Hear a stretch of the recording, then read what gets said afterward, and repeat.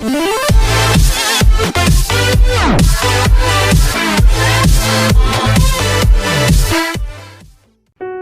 dalan nga daw matarong alang sa tao, apan sa katapusan niini mao ang kamatayon. Ug mao kini ang hinungdan nga nahimugso kining maong tulumanon aron ipahayag ang plano sa Dios sa tinago nga naghimo sa tanang mga butang nga iyang gililong sulod sa daghang mga katuigan. Kini nga programa namugna aron itudlo ang pustong pagbahinbahin sa pulong sa kamatuoran. Kini ang oras sa grasya.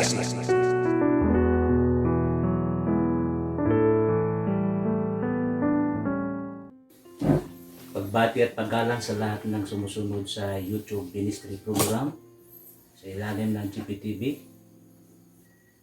Ako po si Pastor Roger Alpas. Kasama po natin ang dalawa din natin magiting na tagapaglingkod ng Panginoon.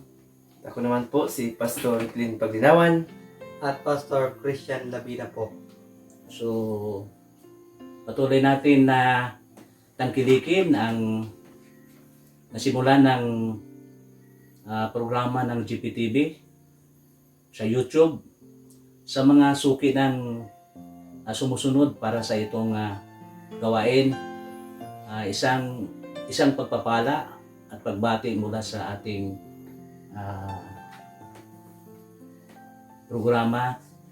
Sana hindi kayo mawalan ng gana, kundi manatili kayong sumabaybay sa programa ito. Yes. So, atin na nasimulan yung ating mga paksa patungkol sa totoong dibisyon ng Biblia kung saan ay ang ating pinaabot sa tagapakinig na ang tamang dibisyon ng Biblia ay hindi po yung Lumang Tipan at ang Bagong Tipan o Old Testament o New Testament, kundi yung tamang dibisyon ng Biblia ay yung prophecy at ang mystery. At sa gabing ito o sa oras na ito, ang naging paksa natin ay patungkol sa kaibahan ng 12 apostoles at saka ni Apostol Pablo. Sapagkat karamihan ng ating kaalaman ng 12 apostoles at si Apostol Pablo ay isa lang. Ngunit kung saliksikin natin ang banal na salita, may malaking kaibahan. Bakit po kailangan nating talakayin ang paksang ito? Sapagkat isa sa mga bagay para lumago tayo sa ating paniniwala, kailangan malaman natin ano ang ating dapat sundin o mga guidelines para po ang ating paniniwala ay maging kaaya-aya at magiging bumunga ito ng bungang pagpapala ng ating Panginoon sa pamagitan ng kung sino yung representante na itinakda ng Diyos para sa atin. Siguro, ibigay ko kay Pastor Clint kung ano yung kaibahan ng 12 apostoles at saka si Apostol Pablo. Okay, maraming salamat Pastor. Ayon nga po sa sinabi namin last time, yung nag-uusap po tayo, sinasabi po ng ibang mga kasamahan natin na 12 apostol at saka Apostol Pablo ay magkapareho po yung mensahe na dala nila. Kaya ngayon, nais nating linawin para maintindihan po ng lahat ang kaibahan po ng mensahe ni Pablo at saka yung 12 disciple. So malaman po natin, sabi po dito, ang una po na kaibahan nila, the 12 were chosen by Christ on earth. Yan po ang sa 12 apostle. Ang kay Apostol Pablo naman, sabi po dito, Paul was chosen by Christ in heaven. Okay, Pastor Labina, ano bang ibig sabihin na 12 apostoles ay pinili ni Kristo noong si Kristo ay nandito po sa sanlibutan? Okay, isang napagandang pagkakataon po para sa atin ang mapakinggan ulit ang salita ng Panginoon. Ganito po yan mga kapatid. Uulitin lang natin, konting review lang, balik lang tayo konti sa panahon ng 12 disciple. Kasi ganito yan, pagkatapos pinagkanulo ni Judas Iscariot si Christ, ang iniisip ng iba si Apostol Pablo ang pumalit sa kanya. Now, nilinaw natin yon pagdating sa Acts chapter 1 verse 12 then the following verses, sinabi doon na si Matthias ang pinili para ipalit kay Judas Iscariote. Now, ngayon, dyan sa Acts, sa Luke chapter 6 verse 13, kung ating babasahin dyan, ang binanggit dyan, pinili ni Christ yung 12 katao. Specifically, si Simon, si John, si James, si Matthew, the tax collector. Well, basta 12 silang lahat. Ang purpose kung bakit pinili silang 12 ay para i-representa ang kanilang mga tribo kung saan sila nabibilang, ang 12 tribes of Israel. While si Apostol Pablo naman pinili to represent the heaven. Para bang ganito, si Christ, pinili niya yung 12, yung panahon na nandito pa sa lupa, yung sa kanyang earthly ministry, nung kanyang panahon. Tapos, si Apostol Pablo naman, si Apostle Paul, pinili siya ni Christ nung si Christ ay nasa taas na. Sa Acts chapter 9, sa road to Damascus, malaki po yung kaibahan nila yung pastor. So, dapat nating i-consider yung kaibahan nila. Na yung 12, pinili na nung nabubuhay pa si Christ dito sa lupa. Tapos si Apostle Pablo naman, pinili na nung si Christ ay nasa langit na. Ganun po yung pastor. Okay, maraming salamat. Napakagandang mensahe po. So ngayon, una pa lang po yan, mga kapatid, na napatunayan natin na magkaiba pala ang mensahe na dala ng 12 disciple at saka ni Apostol Pablo. Kasi yung 12 disciple ay naka-focus po sa earth at saka yung kay Pablo naman ay naka-focus po sa heaven. Pangalawa naman, ito naman mga kapatid. Sabi po dito, at the time when Paul was raised up, the 12 had known only Christ on earth. They had not even seen him enter heaven at his ascension. For a cloud received him out of their sight. Makikita po yan sa Acts chapter 1 verse 9. Yung kay Apostol Pablo naman, he knew only Christ in heaven, having never seen him on earth. Yan po. Bigyang linaw po natin mga kapatid, uulitin po natin, the 12 apostle and the apostle Paul ay mayroong mga characteristics ng ministry na magkakaiba.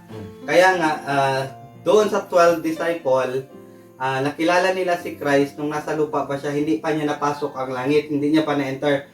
Until sa panahon na nakita nila yung kanyang ascension sa Acts chapter 2, Pastor. So, para bang saka lang na-convince si Peter, maliban doon sa resurrection ni Christ, na totoo talaga pala si Christ na yung Christ na yung kasakasama natin for the past 3 years. Kasi umakyat sa langit eh.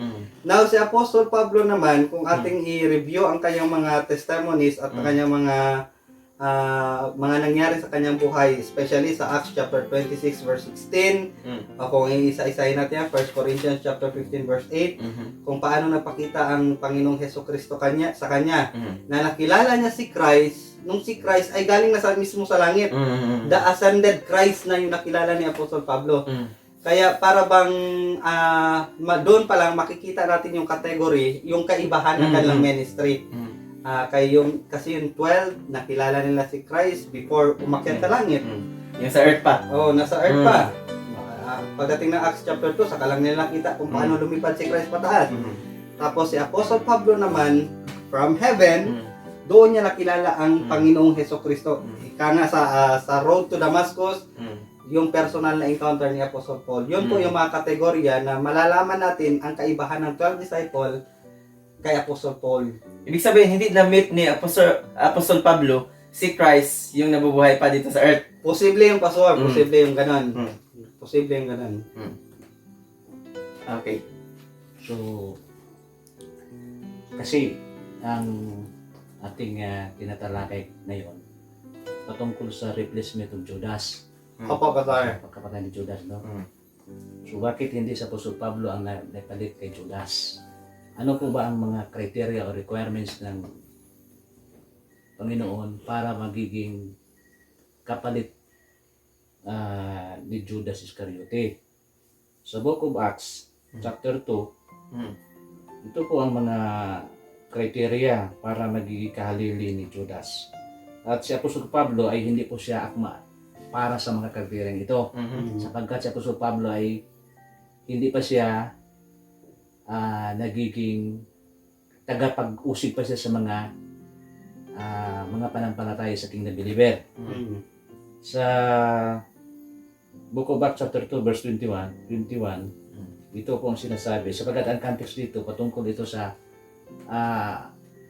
pumalit kay Judas. Wherefore, it says, of these men which have accompanied with us all the time that the Lord Jesus went on and out among us. So, isa sa mga kriteria, kailangan ang pumalit ni Judas ay kasama natin nang si Kristo ay nandito po sa lupa na siya po ay nangaral at nagministeryo. Mula doon, no? So, siya. Ang sa Tagalog, sa mga taong ito nga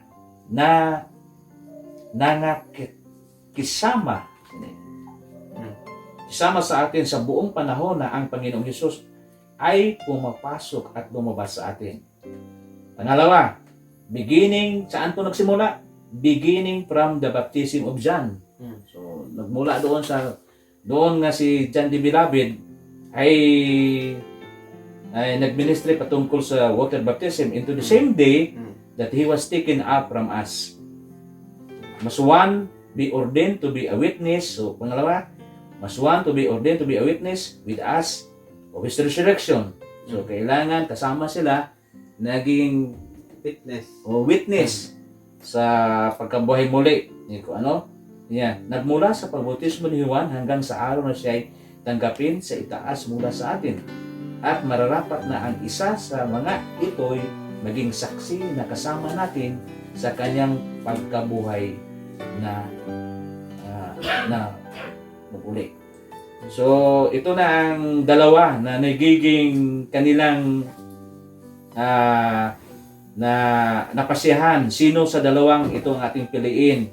Ito nga sa 23, and they appointed two. Ang pangalan, si Joseph, tinatawag na Barsabas, ang who was surnamed Justus, and Matthias, no? So, ang panaman, and they pray, nagpray pa din sila, no? Nalangin sila, and said, anong laman ng kanilang panalangin? Thou Lord, which knowest the heart of all men, show whether of these two thou hast chosen.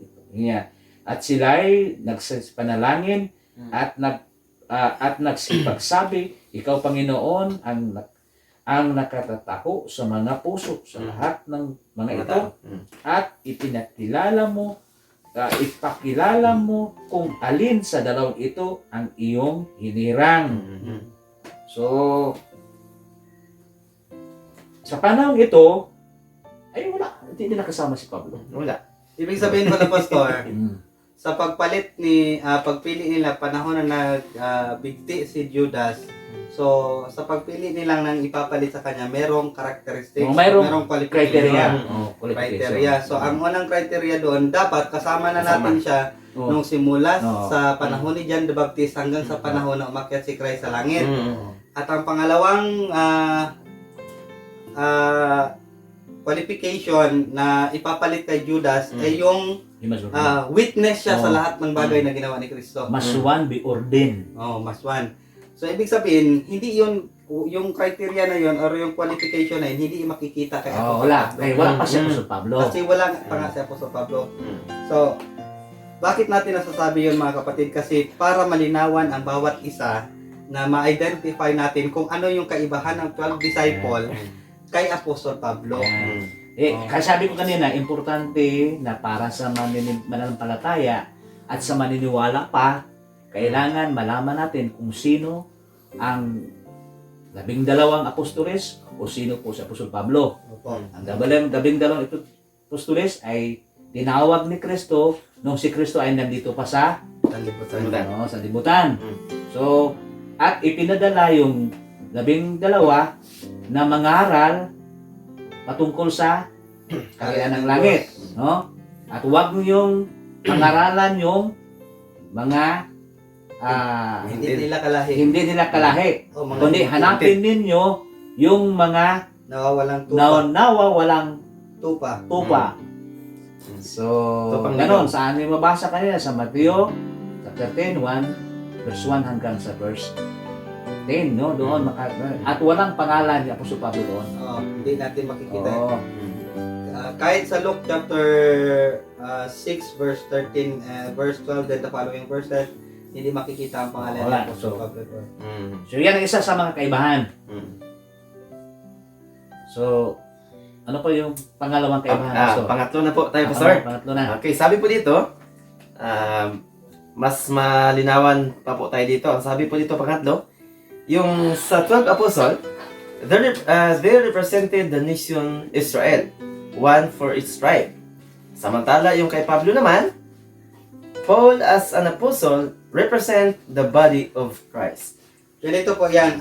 Balik tayo doon sa 12 disciple. Sa Matthew chapter 19 verse 28, Pastor, ganito po ang sinasabi sa King James Version. Verily I say unto you that ye which have followed me, speaking to the 12 disciples, in the generation when the Son of Man shall sit in the throne of his glory, meaning the millennial kingdom, ye also shall sit upon the 12 thrones, judging the 12 tribes of Israel.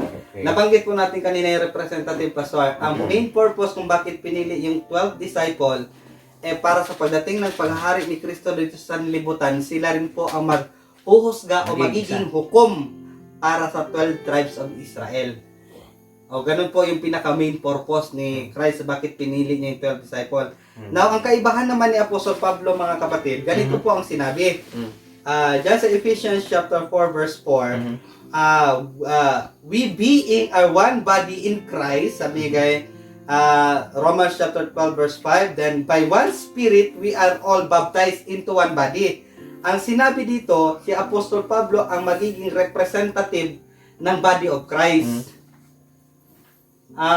Pag sinabi nating representative, mga kapatid, para bang ikaw yung nagdadala ng pangalan. Kumbaga, maging representative ka ng isang organization, kunyari pastor. So, ganun po yung kahalagahan. Now, bakit natin na-mention yung representative? Malaki po ang kaibahan ng representative at saka ng pagiging judge. Di ba, Pastor? Kasi nga, yung sa Matthew chapter 19 verse 28, judging the 12 tribes, ang sabi ni Christ sa kanyang mga disipulo, sa 12 disciple. Pero pagdating nito kay Apostol Pablo, representative ng body of Christ. Okay.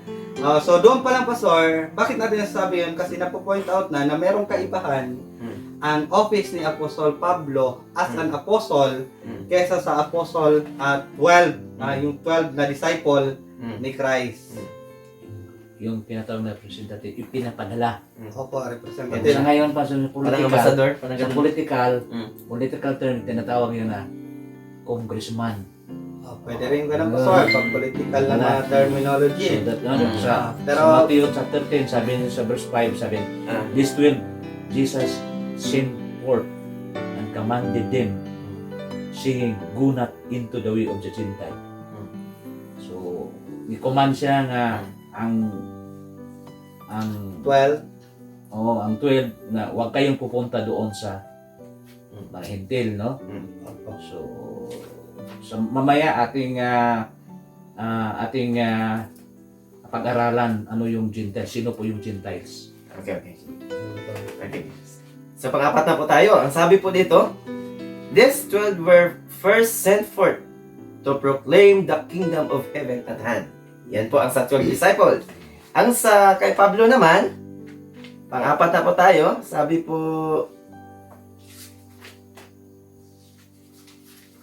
dito, Paul was sent out to proclaim the gospel of the grace of God. Malaki po yung kaibahan nila, Pastor. Okay. So, sinabi natin gospel of the kingdom of God. Malaki po yung kaibahan at saka gospel of the grace of God. Kaya nga mabuting maunawaan natin ang kaibahan ng 12 disciple at saka ni Apostol Pablo. Ano ang kaibahan ng mensahe nila? Ano yung kaibahang dala ng mensahe ni Apostol Pablo? Pag sinabi natin the gospel of the kingdom of God, repent and be baptized. Meron po yung mga qualification, merong mga requirements, Pastor. Si John the Baptist, example natin si John the Baptist, ang preach ni John the Baptist, repent and be baptized for the kingdom of God is at hand. Opo, yun yung sabi niya. Now, parang gire-echo ni Peter yung mga bagay na yon. Pagdating sa Acts chapter 4, starting chapter 3, chapter 4, para bang nagkagulo-gulo na. So, parang sinisilid Peter ang kanyang mga audience during those days na kasi kayo, tayo makasalanan. So, sabi nila, anong gagawin namin? Ito ang gagawin nyo, repent and be baptized. Yun po yung laman ng kanilang mensahe, repent and be baptized. While kay Apostol Pablo naman mga kapatid, the gospel of the grace of God, importanteng ma-identify natin ito na sa Acts chapter 20 verse 24, sabi doon, the gospel of the grace of God, kung saan una nag-appear ang salitang gospel of the grace of God. So, ang nilalaman niyo yun, yung kamatayan at pagkalibing at muling pagkabuhay ni Kristo. Para ma-identify natin na yung kaibahan ng kanilang mga mensahe. So, isa pa so siguro natin makina yung sabi pa ni Matthew chapter 10 verse 7, and as ye go preach saying the kingdom of heaven is at hand. At samantalang kayo ay maglalakad, ay magsipangaral kayo na magsasabi ang karya ng langit. Sabi nyo ang karya ng langit. Karya ng langit. So, may tungkol ito the gospel of the kingdom of God. Kingdom of heaven at hand. So yung kay Apostol Pablo naman, kasi sa Focus sa grace of God. kadalasan ang kanilang paniniwala ay isa lang ang gospel. No? So, Baliho lang. Ngunit kung ating pag-aralan ang banal na aklat, maraming gospel na ipinapangaral ng Diyos. So hindi lang isa ang gospel. So ano ibig sabihin ng gospel? Bakit importante ang gospel sa bawat mananampalataya?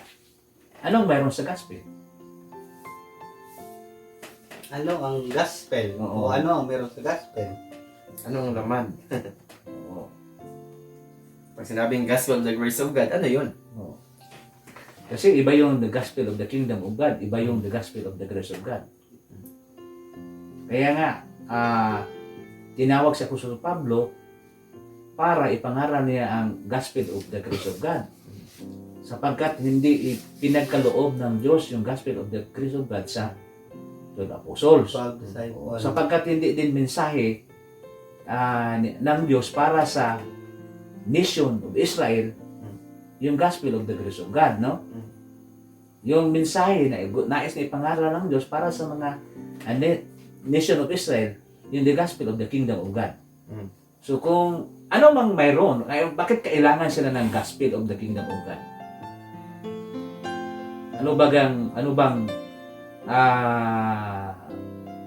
Bakit importante? At sabi mo kanina, Pastor, anong mga kailangan natin gawin para po ang gospel of the kingdom of God ay kanilang masusunod? Unang-una, yung requirements, ano? Ang requirements ng pastor, repent. Repentance. Bakit essential sa kanila o importante sa kanilang pagsisisi? Kasi nga sa kasaysayan ng nation Israel, ang kanilang mga forefathers, beginning sa panahon pagkatapos ni Joshua, nagrebelde na sila, pastor. So, isa yan sa kanilang mga kasalanan. Yun yung mga pagiging rebellious nila. Kaya nga ang sabi ng Panginoon ng mensahe ng gospel of the kingdom na repent, kasi nga yung mga forefathers ninyo talagang matitigas ang ulo. Sa inyo mga bagong henerasyon ngayon, magsisi kayo, huwag nyo silang gayahin. Ang pangalawang criteria na binigay doon yung pagiging baptized. Baptism. Anong klaseng baptism yun? Water po yun. Yung tinatawag na water baptism. Kaya ang ginamit ni John the Baptist nung nilubog na si Christ sa River Jordan. Si Apostol Pablo, hindi ba siya pinagkalooban ng komisyon na ipangaral niya ang water baptism? Ito po ang sinabi niya sa 1 Corinthians Yan. 1 Corinthians chapter 6, ang sinabi niya, "For Christ did not send me to baptize, baptize. but to preach The gospel. the gospel." Ang sinabi niya, Pastor. So, malinaw na if Christ did not send me to baptize, para bang pinupunto ni Apostol Pablo doon, Hindi siya inuutosan. hindi siya inutusan na magbautismo. Sapagkat hindi yan ang utos niya. Sapagkat hindi yun ang utos sa kanya, kundi ang ibahagi ang Oo. magandang balita Kasi patungkol. utos yun sa 12 apostol. Kasi yun nga, Oo. Pastor. Kaya kung sundin yun yung utos na baptism, water baptism, para bagang wala na siyang kaibahan. No? Wala na siyang kaibahan. Wala siyang kaibahan. Oo, no? So, bakit sabi niya na hindi ako pinadala para magbaptismo? For Christ did not send me to baptize, but to Preach preach the the gospel. Anong klaseng gospel yun, Pastor? The gospel of the grace of God. Yan. Bakit kung i-preach niya ang baptism, ang sabi niya, mawala ng, Saysay ang Saysay kamatayan ni ang- Kristo. so yan ang pinaka-importante, no? So, ang ibig ba sabihin kung pinangaral ng 12 apostol yung water baptism, nawala na bang saysay ng kamatayan ni Kristo o mayroon pang saysay? Ang pinaka proof facts or evidence ng mga sinabi ni Apostol Pablo, mga pastor, sa opinion, sa doctrinal statement, ang sinasabi doon, mawawala ng saysay ang kamatayan ni Kristo kapag sinaluan mo pa ng bautismo, or kapag mag-preach ka pa ng baptism sa Pero yung water baptism para sa nation Israel, importante talaga. essential yun. Kaligtasan yan. Para sa kaligtasan nila. Kaligtasan nila. Kaya nga importanteng malaman natin kung ano ang kaibahan ng mensahe ng 12 disciple or 12 apostle at saka kay Apostol Pablo. Sa 12 disciple, kapangyarihan yun. Power for salvation. Pero, dito naman kay Apostol Pablo, mawawalang saysay ang kamatayan ni Kristo kapag isalin niya pa ang water baptism or preaching, repent and be baptized. Okay, maraming salamat. So, dito po sa panglimang comparison, mas mag-enjoy po tayo dito. At dito po tayo magtagal. Bakit? Maraming mga tao ngayon na sinusunod yung 12 disciple at saka mayroon silang mga miracle, power, magkaroon ng kung anong mga sign of being disciple. So ngayon, totoo talaga yan. Sa panahon ng 12 apostle, ang sabi po dito, panglimang comparison, they were given power to work miracle. No? Ang sa naman, kay Pablo naman, panglima po, while at first Paul had the signs of an apostle, mayroon din siyang sign. His power to work miracles was withdrawn in connection with his God-given message. Okay, makita po natin yan sa Romans chapter 8 verse 22. May mga sign of apostleship. Yung sabi niya, bigyan sila ng power, kapangyarihan na magpakita ng mga milagro. Oo. Anong klase milagro yun, Pastor? Ganito yun, Pastor. Sa Mark naman, sa Mark chapter, mag-start na lang siguro tayo, Mark chapter 10, verse 8. Babasahin ko po sa NIV or New International Version. And sabi nga yan, Mark chapter 10, verse 10, and the two will become, sorry. Mark chapter, Matthew, Matthew, hindi Mark. Ito mo, nabasahin ko. Ano? Matthew chapter 10. Ang kapangyarihan na magpakita sila ng mga, binigyan sila ng kapangyarihan na maggawa ng mga milagro. Apo. Muna sa Matthew chapter 10 verse 8. Apo, ito sa Heal the sick, cleanse the lepers, raise the dead, cast out devils, freely you have received, freely give. Muna yung ginagawa, ayun yung mga sakiton. Magkapaggaling kayo ng mga may sakit. Mapagpabangon kayo ng mga patay. Grabe, no? Grabe kapangyarihan. Naglinis kayo ng mga kitong. Nagpalabas kayo ng mga demonyo. At mas matindi pa ang sa Mark. Mark Ano, chapter 16. Basahin din natin, Pastor, para mas maliwanagan tayo. Tingnan natin, maraming mga pato muna, Pastor. Kasi maraming mga kasamahan natin na nangaral patungkol sa salita ng Diyos. Ito ang kanilang mga ibinabandila na magpagaling ng mga may sakit. So maraming sakit ngayon na lalo-lalo na ang coronavirus. Nasaan ba ngayon itong mga lingkod ng Panginoon? Nasaan ba sila ngayon? Kailangan mapagpagaling sila ng mga masakit, no? Ay, isa rin yan, So, Pastor. saan na sila ngayon?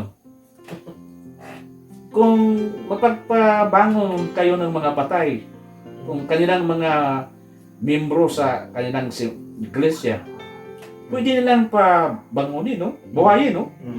So, bakit hindi dito ngayon nangyari? No? Hindi na ito nangyari. Kasi ang iba dito, sinusunod nila yung simple lang. Yung sabi nila na mag-pray sa mga may sakit, doon lang sila.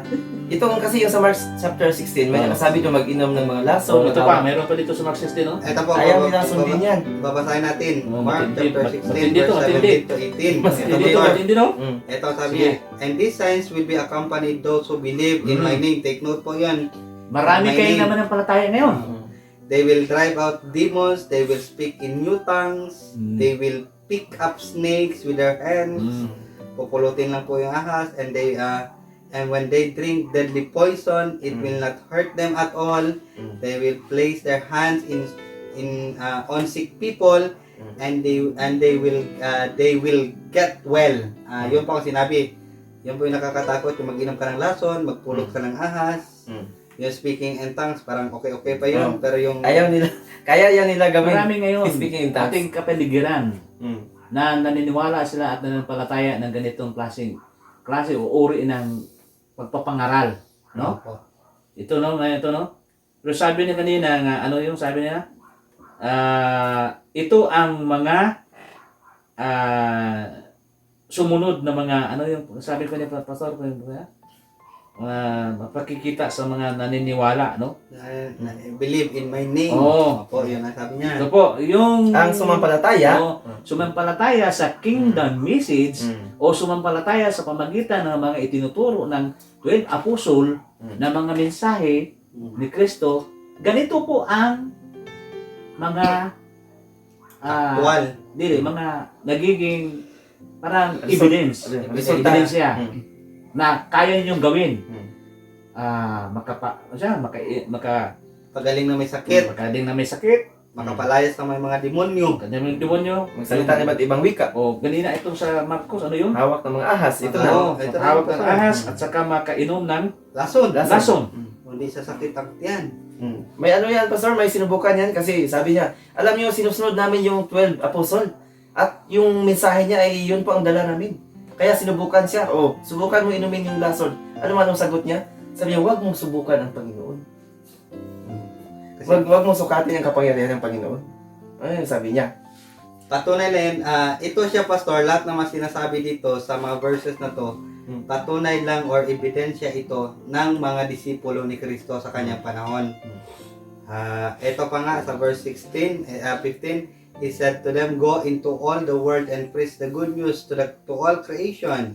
Whoever believes and is baptized will be saved, but whoever does not believe will be condemned. Yan pa nga yung sinasabi nilang ng iba, kapag hindi ka maniniwala, hindi ka magpapabautismo, you are condemned. Ayun po yung sinabi nila. Pero ito po, whoever believes and is baptized will be saved, but whoever does not believe will be condemned. And these signs, mga sign, kaya nga yun, Pastor, importante yung mga sign Evidence. or ebidensya na Shall nagpapatunay, Ang sign ay sumunod. mga simbolo. Oo. Kung ako ay naniniwala sa mabuting balita patungkol sa kaharian ng hari, ito ang mga Sign. nagiging sign na pwede kong mapakita kasi magpalabas ako ng mga milagro. Pero alam niyo, Pinagkalooban tayo ng kapangyarihan gawa ng mga milagro. pero ang problema ngayon, Pastor, may mga excuses sila eh. Nag-pray sila doon sa may sakit tapos hindi gumaling yung may sakit. Anong sabi nila? Kulang yung paniniwala ng may sakit. Kaya hindi gumaling. Sinisipa yung may sakit. Naku, kawawa naman. Pero ito Pastor, actual talaga nangyari. In fact, nangyari nga ito kay Peter. Anong pinatayo niya yung hindi nakalakad na tao sa harapan ng templo. Diba? Nangyari yung kay Peter during his lifetime. At sa kanyang panahon, yun yung nangyari. Yung pag-drive out ng demon. Although hindi man siguro nilista lahat, Pastor, pero talagang actual na nangyari sa kanila.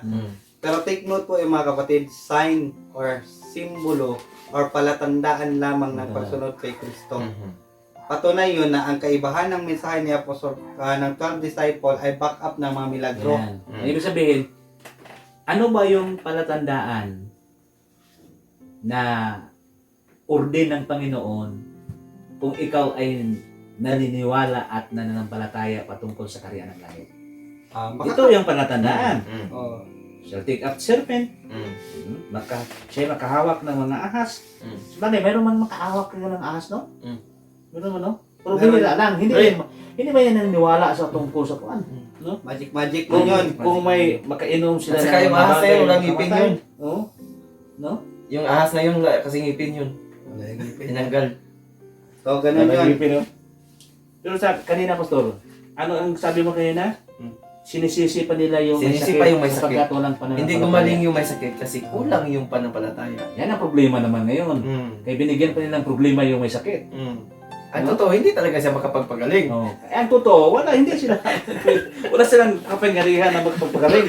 No? Kasi tapos na yan, no? So, bakit sa kay Pablo, wala na yung mga kapangyarihan na yan? Ano baga ang dahilan? Yun na sa verse 5 kanina. No. The sign, meron din si Pablo nung una. While at first Paul had, sabi niya, the sign of an apostle, his power to work miracles was withdrawn. I-withdraw niya, no? Bakit kaya? In connection with his God's given message sa Romans 8, mas concerned pala siya sa grace of Kasi God. ganito yung Pastor. Nung una, natural na ang tao maghahanap ng ebidensya na si Apostol Pablo. Siya kay Apostoles. Ah, Totoo siya ka bang Apostoles? Kung totoo ka talagang apostol ng Panginoon, maggawa ka ng milagro. Ano naman siya? Pero nung umpisa lang yung Pastor, nangyari nga yun. Ibig sabihin, hindi pa full na ipinagkaloob ng Diyos ang Ang Ang revelation. revelation. Revelation. Of the mystery. Ang mystery. hindi pa nakuhan. Ang tawag natin dyan, Parang transition. transition period. Dapat sa panahon ng transition period. Transition period. Oo. Pero hindi naman yun ang issue, Pastor. Talaga hindi yan. Hindi yun ang pinaka-main issue. Actually, yung pagiging apostle ni Apostol Pablo, back up with evidence at saka back up with signs rin kasi yun para maniwala yung kanyang preachers at the first place. No. Pero hindi man loloko si Apostol Pablo. Patunay lang yun na mayroong kaibahan ang mensahe o ang mga ginagawa ng 12 disciples sa kanilang panahon at saka sa panahon ni Apostol Pablo. Ano po yung kuan? Magiging may papakita natin na ni-withdraw ng Diyos ang kapangyarihan na kuan Pagaling. pagaling siya ng masakit. Yung sa Philippian. Sa iyo, Lord. Epaphroditus. Philippian chapter. Yung matinding Philippians 2:26 verse 26 at matinding sakit ni Epaphroditus no na halos ikamatay na niya no. Opo, ganun yung nangyari. Philippian chapter Chapter 26, 2, 26, 27. verse 26 at Pakibasa daw. Ito po ang sabi niya sa NIV or New International Version. Ito po sabi, for he longs for all of you and is distressed because you heard he was ill. So problema na sila. Indeed, he was ill and almost died. Yung pagkasakit niya, muntik na niyang ikamatay. But God had mercy on him and not on him only but also on me. Hindi To na spare me sign sorrow upon sorrow. hindi na sign of evidence kundi mercies of God. Mercies of God na ginamit. Awa na ng Diyos. Awa na. Kasi nga, Pastor, hindi lagi nga, ang Ibig pinaka-point sabihin, yun, withdraw na, hindi na, withdraw na yung sign. Sabi tama na. ang pinaka-point doon na mas concern ng Panginoon sa kanyang mensahe, hindi doon sa paggawa ng miracle. So, Mas yun concern. po, dapat natin consider sa mga dear viewers natin, no, na ang kaibahan ng mensahe ng 12 disciple is back up with signs, miracles. While kay Apostol Pablo, at first, nangyari yon. But later on, gradually, nung nakompleto ng revelation ng Panginoon, instead na miracle, mercy ang nangyari. Kasi mas concern ng Panginoon sa kanyang mensahe, hindi doon sa paggawa ng mga sign. So, yun po yung kaibahan nila. So, Pastor, ano mga next na topic natin? Okay. Pang-anim na po tayo. Masabi po dito sa pang-anim natin. Yung sa 12 Apostle, their ministry was based upon the covenant and prophecy. Sa ano po yan? 12 Apostle. Yung sa kay Pablo naman, Paul's message was not based upon covenant, promises, or prophecies, but entirely upon the grace of God. Yung mga bersikulo dyan, Pastor. Makita po yan sa Okay, Ephesians. so, Okay, yung sa prophecy po, makita po yan sa Isaiah chapter 60, verse 1. Then, sa Luke chapter 1, verses 70 to 75. Yun po ang mga verses natin. Nakabase po siya sa covenant at saka yung prophecy. Bigyan na lang natin ng hint, Pastor, ang mga dear viewers natin. Their ministry was based upon the covenant and the prophecy.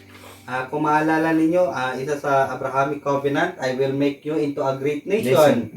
Yun po yung sinasabi. While sa prophecy naman, na darating ang panahon na ang binhi ni Abraham, dahil sa kanyang binhi ay pagpapalain ang sangkatauhan. So, in terms of prophecy, yun yung pagdating ng tamang panahon na ang anak ni David or the seed of David ang maghahari sa sanlibutan. So, yan yung mga hint natin dyan, Pastor, na nilalaman nilalaman ng mga mensahe ng 12 disciple. Ang ministry nila ay yung tungkol sa prophecy at saka sa covenant, yung Abrahamic covenant. So, yun po yung mga verses. While kay Apostol Pablo naman, Pastor, ay hindi ito nakabase sa kung ano lang na mga covenant. Kundi nakabase ito mismo sa sa dakilang grasya ng Panginoon sa sangkatauhan. In fact, sa Romans chapter 3 verse 21 to 28, kung ating pag-aaralan yan tungkol sa kasalanan, dahil sa kasalanan ng sangkatauhan, ang bayad ng kasalanan ay kamatayan, ngunit ang dakilang grasya ng Panginoon ay buhay na walang hanggan. Yan po yung mga nilalaman niya. So, ang kaibahan patungkol sa kanilang mga ministry kay Apostol Pablo based on the grace of God. Lagi yun, grace of God. While sa 12 disciple, patungkol sa covenant, pinangako ng Panginoon sa kanilang mga forefathers noon. Especially kay Abraham, pag sinabi natin prophecy, patungkol sa paghahari ni Kristo sa sanlibutan. Ang dami pang mga evidences yan, Pastor. So yun ang po yung mabibigay natin para makita natin yung kaibahan nila. Sabi na yung prophecy, ibig sabihin, yung nagsimula yan sa since the foundation of the world. Opo. Yung mystery, Since the world began. nagsimula Before the foundation of the world. Before the world began. So, yan. So sa pangpito na po tayo, Pastor, ang sabi po dito, therefore, sa 12 Apostle, they were sent to the Jew first and look for the salvation of the Gentiles through regenerated Israel. Ang sa kay Pablo naman, ang sabi po dito, in his message, the Jew and Gentile stood on the same footing before God. Equal na palingon no? Yung sa kabila. Dati, Pastor, sa 12 disciple, ang palaging priority ng Panginoon ang nation Israel. Okay? Search for the lost sheep of the nation Israel. Ang mga backup verses po natin dyan, mga kapatid, ang Luke chapter 24 verse 47, Acts chapter 3 verse 25 to 26, Matthew chapter 10 verse 5 to 6. 5 to 6. So, yun po yung mga bagay na sinasabi doon na search for the lost sheep, don't go to the Gentiles. So, yun yung nakalagay doon. Mga nawalang tupa. Para bang palaging Huwag kang pumunta out sa of tuta. place, out of place lagi ang mga hintil. Kasi yung mga Israelites, tupa. Yung mga hintil, tuta. Paningin ng Panginoon sa atin noon, tuta. sa kanila. Sabi nga ni Christ walang karapatan kumain ang mga aso sa Aso. pagkain ng anak ng Diyos. So, ganun. So, tuta. Pero Hindi lang ano, basta-bastang aso, kundi buang aso. Buwang aso. Yun yung ginagamit. Kaya pala sabi doon, Pastor, sa ano no, Ligaw sa na Bible, aso. sa Beware of Dogs, no? Akala ko lang sa gate lang yan ng bahay mababasa. Sa Bible pala yan. Kasali Mga yan, hintil Pastor. pala yun, no? Mga hintil. Mm. While sa mensahe ni Apostol Pablo, ang sinabi doon na in his message, the Jews and Gentiles stood on the same footing before God. Kung dati-dati sa mensahe ng 12 disciple ay puro Israel lang, pero kay Apostol Pablo, ang Hudyo at saka hintil, Pareho na. pareho na, wala Okay. nang pinipili. So, para bang tuloy ang sabi ng mga So, pilosopo. ganito ang sabi nila. Si Pablo ay pinadala din para sa mga Hudyo. Hudyo, kasali sila. Pero tama yan, pero noong tinawag ni Kristo yung 12 apostle, kung saan ang kanilang komisyon ay para sa mga Hudyo, o sa nation Israel, hindi kasama daw si Pablo. Kailan ba yan na nagiging kasama ng mga Hudyo at ang Hintil na at the same footing? Only the In the message. gospel of Apostle Grace of Paul. God. the gospel of the Grace kingdom of God. In the gospel of the kingdom of God, walang Walang hintil. Hintil na kasama. Mauna muna ang Oo. Israelites Oo. bago yung mga Pero in the gospel of the grace of God, walang pantay na. pantay na lahat. Ah. Walang Ah, Hudyo at walang... Pastor, Hmm. baka siguro sabihin ng mga pilosopo, parang pinatunayan lang na merong pinili ang Panginoon o may pabor-pabor ang Panginoon. Well, nilinaw na po natin yan sa nakaraang topic natin. When it comes to prophetic or sa program of prophecy, talaga totoo yun. Oo. In fact, sa Deuteronomy lang chapter 14 verse 6, basa natin doon, Pastor, na talagang among all nation, only nation Israel ang pinili ng Panginoon. Sa programa ng Panginoon, sa prophetical. Pero Saka sa program- kingdom message, huwag kayong pumunta doon talagang sa ganun mga... talaga. Oo. Sa mahintil. Sa mga hintil. Oo. Pero dito, pinatunayan lang ng Panginoon na sa pamagitan ng failure ng nation ni Israel, ay nagiging biyaya sa lahat ng mga hintil. So, the same level, walang pinili, kundi pare-pareho silang maliligtas sa pamagitan ng mensahe ng grasya ng Panginoon. Di ba maganda? Napakaganda talaga. Okay, punta na po tayo sa pangwalo. Kasi medyo nag-iba na ang boses ng kapatid natin. Ang sabi po dito sa pangwalo, they ministered in Palestine only. Acts chapter 10. Chapter 10 verse 39. Ang sa kay Pablo naman, Paul's chief ministry was among the Gentile. Romans chapter 11. Yung Verse sinabi mo only in the Philistine, Pastor, for the lost sheep of nation Israel lang yun. Sinabi mo, pag yung mga nagkawatak-watak ng mga Hudyo, yun lang sila pinili. Beginning in Jerusalem, ganun lang. Throughout Judea, Palestine country lang ang sinabi doon. Pero din kay Apostol Pablo, kahit sino man ang willing tumanggap sa grasya ng Panginoon. Kanyang ipinagmalaki, I magnify my office as the apostle of the Gentiles. Kaya nga, only the Apostle Paul, the only apostle na pinagmalaki niya talaga ang kanyang opisina o ang kanyang position bilang Apostle Pablo. In fact, si Peter nga, para bang hindi pa siya naniniwala ng umpisa unless na nakita niya si Christ sa kanyang Saan ba resurrection. nagsimula yung sa Book of Acts na sabi ni Pablo na salvation sent into the Gentiles? Acts chapter 28. Hindi ba? Ito? Acts chapter 28. Ang sinabi niya na ngayon ang kaligtasan ay pupunta na sa mga hintil. The last offering of the message para sa nation Israel. So, klaro yung statement na yan ay sa panahon ng 12 apostle ay walang salvation ng mga hintil, no? Parang gano'n yan, Pastor. Siguro Pastor, madagdagan natin yan yung pamagitan yun. Baka sabihin lang no hope na. Pero pwede natin dagdagan yan mamaya. Okay. Continue tayo? O, continue, Pastor. Pang-siyam na po tayo. Sabi po dito, sa 12 apostle, in their message and ministry, they anticipated. Ayun na, break. Hapit ng moment. Pila na lang na. Isa na lang. Sige. Tama Diretso wala. na lang. Ang gilag din diretso mo niya. Okay ba, bud? Okay ba, bud? Ang murag kuan ng conversation lang ba? Normal na conversation lang mo ninyo. Isa na lang ko. So, Katama. In their message. Ano sila? In their message, ministry, and then Acceptance of Christ as King. Pagdawat kay Christ bilang hari. O ganyan pag-lingkod.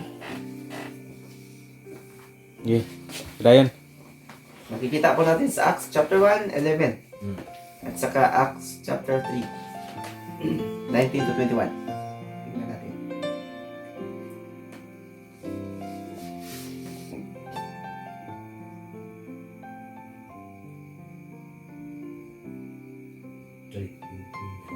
Ito po ang sabi, kaya nga sa ano po ito sa 12 disciple, kaya nga magsisi kayo at magbalik loob. Ito po yung mensahe nila. Upang mangapawi ang inyong mga kasalanan. Upang kung magkagayon ay magsidating ang mga panahon ng kaginawaang mula sa harapan ng Panginoon. Po. So, ibig sabihin, kailangan na tanggapin nila si Kristo na kailang hari, Oo. no? Acts 1:11. King. Ah, 39. Pero tinanggap pa nila. I-reject. Na-reject. I-reject nila. Oh. Paano nila ni-reject? Pinatay nila. Mm. Pinako nila sa krus. Mm. Kaya nga, sabi ng nagmensahe siya po si Pedro. Yung mensahe ni Pedro ay i-quote niya sa Book of Joel. No? Mm. Magsisi kayo sapagkat yung inyong pinatay ay yun ang totoong hari. No? So nasaktan sila. Sabi nila, ano ang aming gawin? Para kami maligtas sa aming kasalanan na pinatay namin ang hari. Sabi po ni Pedro, magpabautismo kamo in the name of Christ. Mm. Ano? Para tuloy ang tinuturo ng mensahe nila sa patungkol sa prophetical program ng Panginoon. Kasi sabi dito, Pastor, in their message and ministry, they anticipated the Israel acceptance of Christ as their King. Para bang kung tinanggap nila na maging hari si Kristo sa kanyang panahon, talagang mangyayari yun. Through Israel rise up, pag nasa tugatog na ng tagumpay ang nation Israel noon, ay siya pang magiging piyaya sa mga hintil. Pero ang nangyari kasi, Pastor, hindi nangyari yun, kundi pinako nila si Kristo sa krus ng Kalbaryo. Pinatay nila. Pagkatapos nagpadala pa ng isa ang Panginoon, ang Counselor, ang Banal na Espiritu. Pero sa tanda ng pagbato nila kay Stephen, para bang sinabi na hindi rin namin siya tatanggapin. Yung una nila pinatay, na pinala ng Diyos, si Jadi Bilabid. Pinugutan nila ng ulo. Pangalawa, hindi natin rep si Kristo na naging hari nila. Pangatlo, ng kasalanan, binato nila si Stephen na nagpunong-puno ng Espiritu, ng Banal na Espiritu. Ang ibig sabihin, talagang rebellious sila sa Panginoon. Yan ang dahilan na bakit nagiging yung kaligtasan ay pinagkaloob na sa Gentiles. Acts chapter 28 verse 28, sabi again, the message has sent to the Gentiles. Yan, the message na The salvation is sent to the Gentiles. Para kasing ganito po yan, mga kapatid, sa pagtaasan ng nation Israel through their rise up or rising, sinasabi nga sa prophetical na mga programa ng Panginoon ay yun ang pagiging biyaya nila sa mga hintil. Pero sa mensahe ni Apostol Pablo, Pastor, ganito po ang pagkakasabi na sa pamagitan ng with the rising up of Apostle Paul, Israel was concluded in unbelief. Sa panahon ng pag-conclude ng Panginoon na unbelief sila sa Romans chapter 11, na para bang through their falling, nagiging biyaya pa yun sa mga hintil. Para tuloy na sinasabi na kung nangyari ang programa ng Panginoon sa prophetic, yung pagtaas nila, biyaya sila sa mga hintil. Yun ang prophetical message na nilalaman ng mga mensahe patungkol sa propesiya. Pero naman din sa mensahe ni Apostol Pablo, sa pamamagitan ng pagbagsak ng bansang Israel, ay siya rin naging biyaya sa sangkalatang mga hintil. Mas lalong biyaya. Mas lalong biyaya. Yan dahilan, wala nang nagawa si Jablo. Wala nang nagawa siya. Talo si Satan. Kaya nga, Pastor, nilawin natin sa mga dear viewers natin, mga kapatid. Kaya importante makita natin ang kaibahan ng mensahe ng 12 disciple at sa mensahe ni Apostol Pablo. Ano yung pang-sampo, Pastor? Pagsampo na po tayo. Sabi po dito, sa 12 Apostle in the Great Commission to the 12, water baptism was required for salvation and miraculous sign were the evidence of salvation. Ito pala yung ebidensya ng pagiging ligtas. Kay Pablo naman, ano kaya? Neither water baptism nor miraculous sign were included in Paul's special commission, nor did either have anything to do with salvation under his ministry. It is true that Paul at first did baptize some. Yun ano, yung sa Corinthians, nagbaptismo siya. That he circumcised at least one, that he had the signs of an apostle. But this was the economy under which he was saved, and from which he gradually emerged. Moreover, he states clearly that he did not preach circumcision. Galatians chapter 5, verse 11. Great Commission, no? Na po ay pinadala para Yan sa kanila, required pala yung Required yung Great Commission. salvation and miraculous sign. the Great Commission to the 12. So ano yung laman sa Great Commission? Mabasa po yan sa Mark 16:15 to 18. Ayan, Great Commission na. So, patunay lang yan, Pastor, na during sa ministry ng 12 disciple, bago natin basahin yung verse na yan, Pastor, meron pala itong mga mark or evidence of being saved. Signs. While kay Apostol Pablo, hindi na kailangan. As long as you believe in the death, burial of the Lord Jesus Christ and in His resurrection, when God said, you are saved, you are saved. Walang duda doon. Actually, ang salvation ngayon mga kapatid, hindi by feelings. O diba? Kundi by faith. Pero doon sa kanilang panahon, importante yung evidence kasi nga ang mga tao noon mahilig sa mga Kailangan ng ebidensya. sign, mga ebidensya. Hindi sa maniwala. Kung walang ebidensya. Diyos, ang Hudyo, kailangan sila ng ebidensya. Oo, Parang to see is to believe, parang ganun, no? parang ganun. Okay. Basahin natin. Basahin pa, Pastor. Acts, Mark. Mark chapter Basa na kayo 16, 15 to 18. Sabi ko ito. At sinabi niya sa kanila, magsiayon kayo sa buong sanlibutan at inyong ipangaral ang Ebanghelyo sa lahat ng kinapal. Ang sumasampalataya at mabautismuhan ay maliligtas. Datapwat ang hindi sumampalataya ay parusahan. At lalakip ang mga tandang ito sa magsisimpalataya.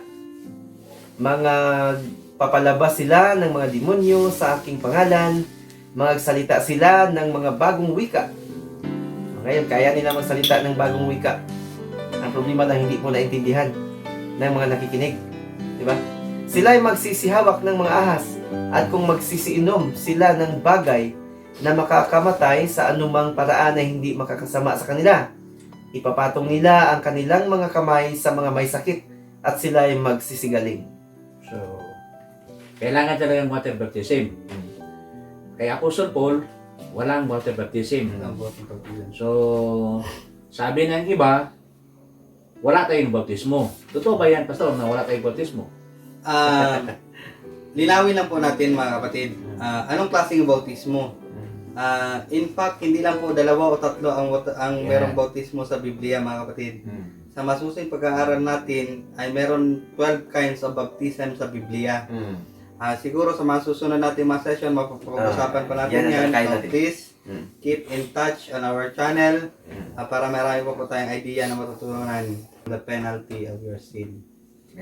So, para sa mga viewers na hindi pa nila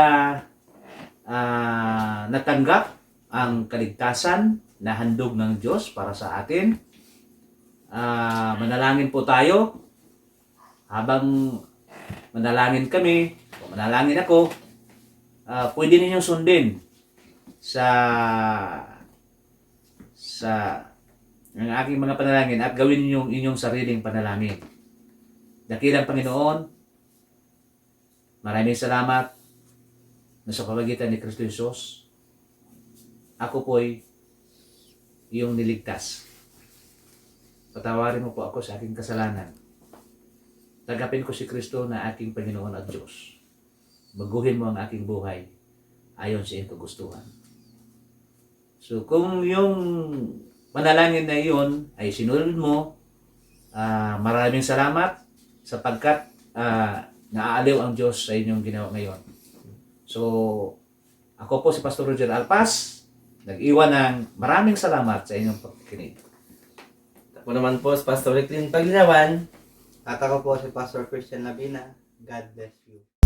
Hello everyone, thank you for watching our video. Please